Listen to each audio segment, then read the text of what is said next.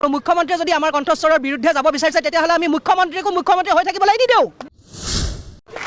হয় নে নহয় এই মাটিখিনি কাক দিব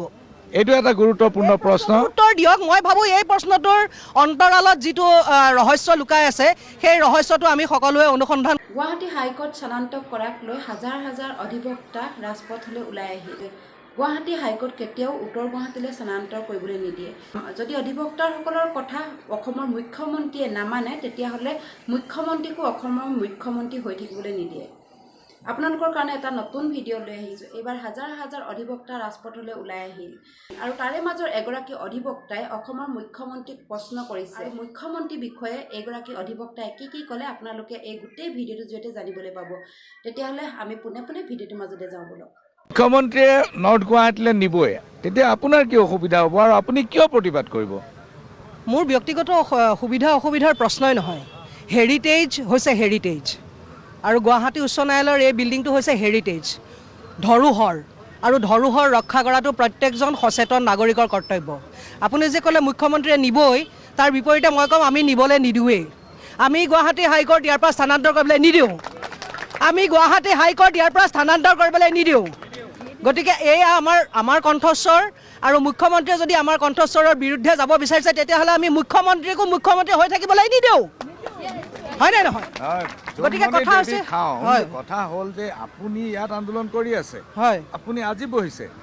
নহয় না আমি আন্দোলন আমি বছৰৰ পিছত বছৰ সচলত আপোনাৰ নিচিনা আন্দোলন বহুত চলি আছে হয় কিন্তু মুখ্যমন্ত্ৰীয়ে গুৰুত্বই দিয়া নাই মুখ্যমন্ত্ৰীয়ে এইটো আন্দোলনকো গুৰুত্ব নিদিব মুখ্যমন্ত্ৰীয়ে যদি আন্দোলনক গুৰুত্ব নিদিয়ে তেতিয়াহ'লে মুখ্যমন্ত্ৰীয়ে তেখেতে নিজৰ ভৰিত নিজে কুঠাৰ মাৰিছে কাৰণ তেখেতক মুখ্যমন্ত্ৰী বনাইছে কোনে মুখ্যমন্ত্ৰী বনাইছে অসমৰ ৰাইজে গতিকে সেই কথাষাৰ যদি তেখেতে পাহৰি যায় এয়াতো গণতন্ত্ৰ হয় ন এয়া ৰাজতন্ত্ৰটো নহয় এয়া গণতন্ত্ৰ হয় ৰাইজেই ৰজা গণতন্ত্ৰত একেবাৰে সৰ্বশক্তিমান আটাইতকৈ ডাঙৰ শক্তি কাৰ হাতত আছে ৰাইজৰ হাতত আছে গতিকে নিৰ্বাচন সমাগত গতিকে ৰাইজে প্ৰত্যুত্তৰ নিশ্চয় নিৰ্বাচনত দিব গতিকে মই ভাবোঁ মুখ্যমন্ত্ৰীয়ে তেখেত এজন চতুৰ ব্যক্তি এজন চতুৰ ৰাজনীতিবিদ ৰাইজৰ দাবীসমূহক আওকাণ কৰাৰ নিচিনা এটা গুৰুতৰ ভুল তেখেতে চাগে নকৰিব আৰু নকৰাটোকে কামনা কৰোঁ কাৰণ তেখেত এজন সুদক্ষ ব্যক্তি বহুত ভাল কাম কৰিব পৰা কেপাচিটি তেখেতৰ আছে গতিকে এনেধৰণে ৰাইজক অসন্তুষ্ট কৰি যদি তেখেতে গৈ থাকে তেতিয়াহ'লে তেখেতে যিবোৰ ভাল কাম কৰিলেহেঁতেন মুখ্যমন্ত্ৰী হৈ থাকি সেইবিলাকো অসমৰ ৰাইজে উপহাৰ নাপাব কাৰণ তেখেত যদি মুখ্যমন্ত্ৰী হৈ নাথাকে তেখেতে ক'ব যে এইটো এটা ভাল কাম মই জুডিচিয়েল কেম্পাছ এটা কৰিম নৰ্থ গুৱাহাটীত কি বেয়া কামটো হৈছে শুনক ঐতিহ্য ধৰি ৰখাটো প্ৰত্যেকজন সচেতন নাগৰিকৰ কৰ্তব্য আৰু প্ৰত্যেক সচেতন মানে ৰাইজৰ দায়িত্বত থকা প্ৰশাসনৰ কৰ্তব্য এতিয়া মই অলপতে শ্বেক্সপিয়েৰৰ ঘৰৰ পৰা আহিলোঁ কিমান হাজাৰ পুৰণি ঘৰ আপুনি দেখিলে আচৰিত হ'ব মই মোৰ ছ'চিয়েল মিডিয়াত শ্বেয়াৰ কৰিছোঁ এই ঘৰটোৰ যিবোৰ খেৰৰ ঘৰ আছিলে খেৰবোৰ বেয়া হৈ যায় বুলি খেৰবোৰ লেমিনেট কৰিছে কিন্তু সংৰক্ষণ কৰি ৰাখিছে আৰু আমাৰ ইয়াত ঐতিহ্যমণ্ডিত ঘৰসমূহ ভাঙি তাত ব্যৱসায়িক স্বাৰ্থত কিবা কৰাৰ প্ৰয়াস কৰিছে আচ্ছা মই এটা কথা সুধিব বিচাৰিছোঁ এই হাইকোৰ্টখন তালৈ স্থানান্তৰ কৰি ইয়াত